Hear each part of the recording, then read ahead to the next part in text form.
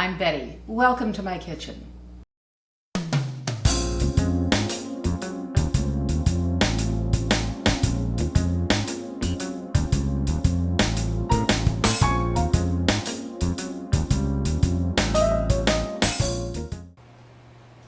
I'm getting ready for a big family event. We're having a caterer do the actual luncheon, but I'm preparing the cookies for the lunch. And instead of making a million different kinds, I'm doing variations on a shortbread theme. Everything from plain to hazelnut to orange, you name it, and I'm making shortbread cookies. Today I'm going to be making some with currants added. There's a famous cookie in Scotland that's packaged that comes with currants, and it's quite delicious, one of my husband's favorites, and so I'm including that in the repertoire. So here we go. The ingredients are quite simple. I have in the bowl of my brand new KitchenAid mixer half a pound of butter and half a cup of sugar. I have ready 2.5 cups of plain flour together with a half cup of rice flour. And I also have half a cup of currants. And that's all there is to it. So let's get the mixer started, creaming the butter and sugar together. I love this new mixer, but I've sort of reconfigured my kitchen because it's quite heavy. The bowl itself weighs about 7 pounds, and I think the mixer probably weighs another 10. So I think it's wisest to keep it on a counter rather than lifting it up and down from a cupboard each time. We'll just attach the paddle. As yet, they don't have a flex blade for this machine, but I'm hoping they will come out with one soon. And we're going to let this go until the butter is nice and fluffy.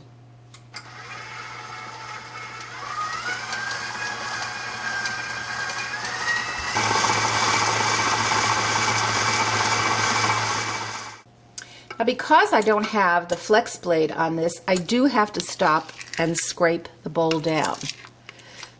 As I said, I'm hoping it won't be too long before they come out with one to fit this. This is the flex blade from my old KitchenAid. As you can see, it has these rubber fins, and they're really wonderful because it does mean it mixes faster and you don't have to stop and scrape the bowl down. I'm going to start adding my flour mixture about a cup at a time. I start it slowly so I don't get a face full of flour, and then gradually increase the speed.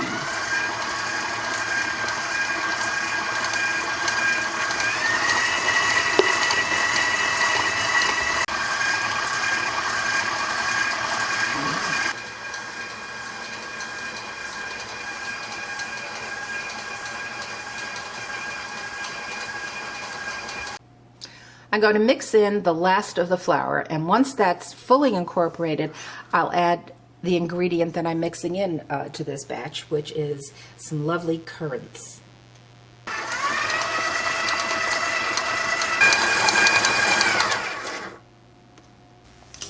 And here go the half cup of currants. For this volume, you don't want to put much more than half a cup of anything that you're adding, be it nuts or chocolate chips, currants, whatever.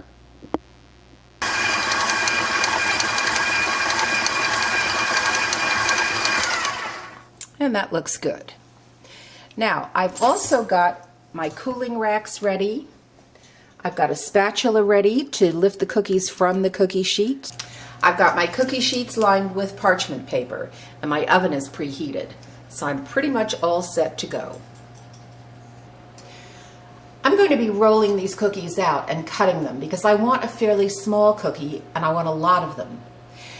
It's quite difficult usually to roll a cookie out and get the exact same thinness, the consistency.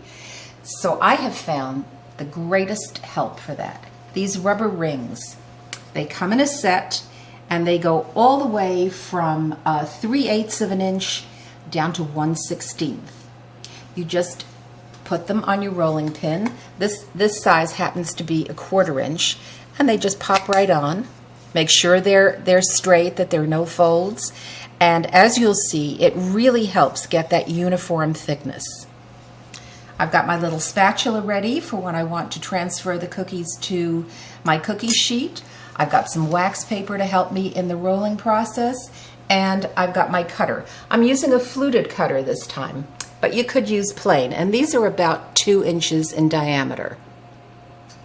All right, I'm going to start kneading this together in the bowl so I don't have crumbs all over the place, and it's going together really nicely. And once I have that, just pop it out onto the counter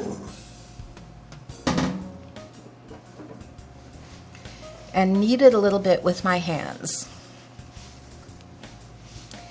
Now, if you go into 10 Scottish households, you're going to get 10 different recipes for making shortbread, and probably 10 different methods. Well, the method probably won't vary too much, but everybody has their own way. I like rice flour to give the shortbread that crisp shortness. Other people use cornstarch. I remember a woman in the village where my cousin lived used a very fine semolina, and it was a very good shortbread. But I like rice flour. That is my favorite, to cut and make it really short. Now, if you see me make pie crust, I'm using sort of the same method. I'm going to roll this out between 2 sheets of wax paper. I like this method because it means I don't have to add additional flour to prevent my rolling pin from sticking. And we're just going to start, give it a few rolls this way, and then I'm going to turn it and use the wax paper here, and I can lean against the counter and anchor it so it doesn't go all over the place. So I'm going to continue rolling this, and I'll see if you can see this little lump here. That indicates that I don't have it rolled out to 1/4 inch yet. And I'm just going to keep going until it stops making that little lump.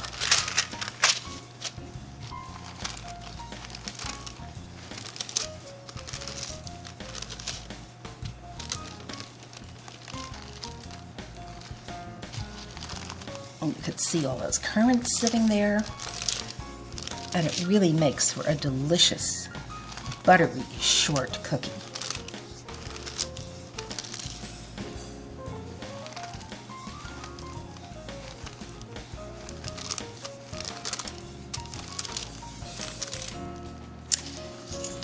Now what I'm going to do is I'm going to flip this over and carefully peel this back.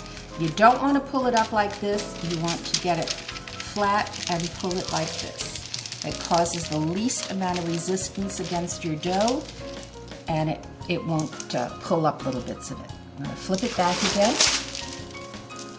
Do the same thing.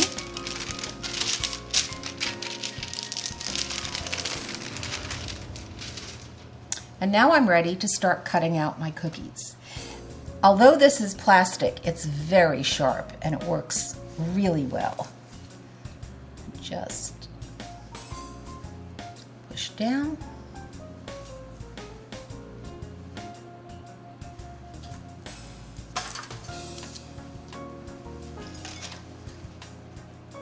All right, now that these are rolled out, I'm just going to slide my spatula, and because I released the first side earlier, you'll see these lift up very easily.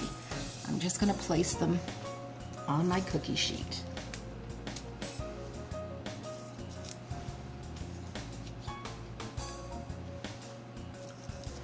There they go. Once I've got these all cut out, I'm going to give them just a tiny sprinkle of sugar on top. They don't really need much extra sweetening, but it gives a nice little finish to the cookie. I'm going to gather up these scraps, and I'm going to re-roll them and cut out. And again, I'll just continue doing that until I've used up all of this dough.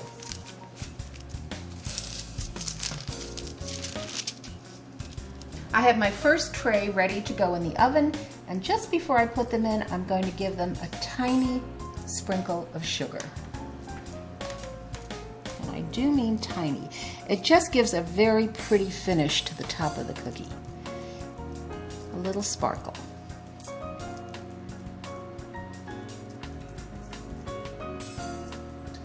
My cookies are ready to go in the oven. I've got my oven set at 300 convection. If you're not using convection, you would set it to 325. And they're going to go in for only 20 minutes. So here we go.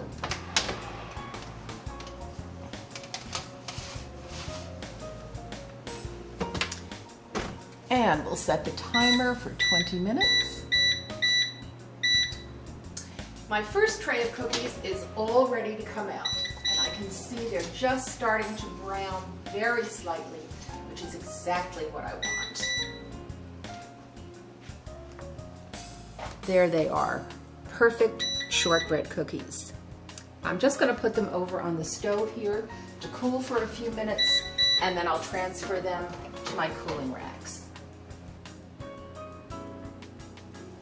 After the cookies have cooled for about 3 or 4 minutes on the cookie sheet, you want to just gently take them with a spatula and transfer them to a cooling rack so that the air can circulate around them and they will become lovely and crisp.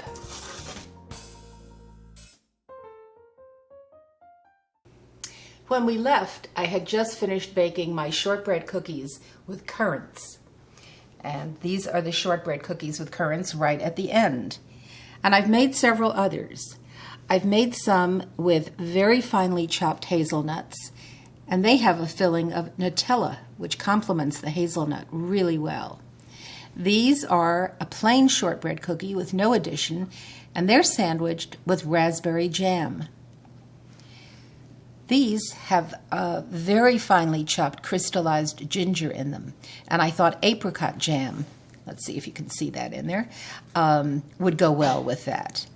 And these have mini chocolate chips, and I decided to leave those plain. But I do have one final cookie that I want to share with you, and that is a shortbread with finely grated orange zest in it. And I think chocolate goes really well with orange, so I'm going to make a chocolate ganache filling. And I want to show you exactly how I make the filling and then how I proceed to fill these cookies. So join me at the stove while we make some chocolate ganache. So I have my ingredients ready to make chocolate ganache, a very fancy name for what essentially is a very simple filling. I've got 1.5 cups of a very good quality semi-sweet chocolate chip. I've got 3/4 cup of heavy cream, and I've got about a teaspoon of instant espresso powder. For some reason, coffee punches up the flavor of chocolate and just gives it a little added something. Now, I've got a really heavy pot here, so I'm going to do this over low heat. If your pot isn't quite as heavy as this, you might want to do it in a bowl over simmering water. In any event, the purpose is not to let the chocolate burn. So I'm just going to turn this on at very low heat and add my cream. Let's get all of that out. And my coffee powder.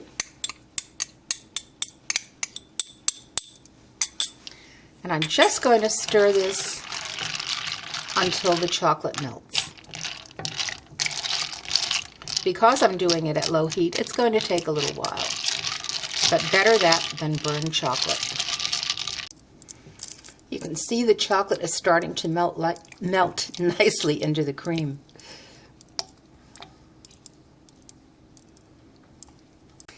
My ganache has a beautiful creamy consistency, and now I'm going to let it cool until it reaches, it'll get thicker and be of a really good piping consistency. If you want to rush that along, you can place your bowl or your pan in a larger bowl filled with water and ice. Just keep stirring until it gets to the desired consistency.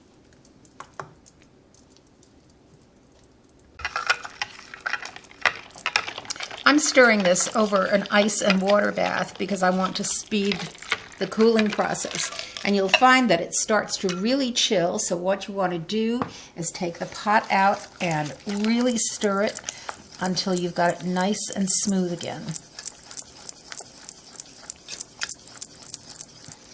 Just take some elbow grease.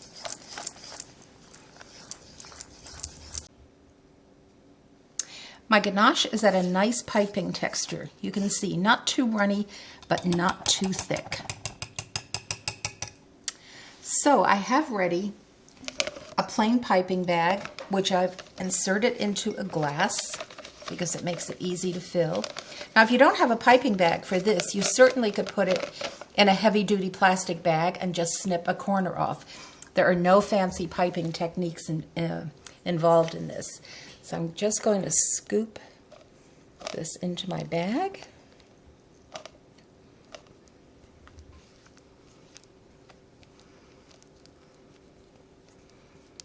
You can see I've got the cuff folded down, which you want to do, so you can squeeze that closed as you get ready to pipe. There. Lovely chocolate ganache. Now that I've got my bag filled, just make sure that gets all the way down to the bottom. You want to take and grasp the top of the bag and give it a turn. And hopefully the contents won't squeeze out the top. And then just snip off the bottom of the bag. We're going to start filling these. You don't want too much, just enough. As I said, the orange flavor is really complemented by chocolate. And who doesn't love chocolate? When I baked these, I gave the cookies I knew I was going to use for the top a little sprinkle of orange sugar so that I could readily identify which was which, although you can tell by the aroma of the orange. You just take those and squeeze them ever so slightly. And you'll see the filling shows right out to the edge. What a combination. Shortbread, orange peel, and chocolate ganache. So here are my variations on a shortbread theme. From one simple recipe and just altering the additions, I've got chocolate chip cookies, hazelnut cookies filled with Nutella, cookies with currants in them, ginger cookies filled with apricot jam, a plain shortbread with a raspberry jam filling, and an orange-flavored shortbread filled with chocolate ganache. I'm sure you might even come up with some different ones of your own, but it's fun using a very simple recipe and coming up with lots of different ideas. Enjoy.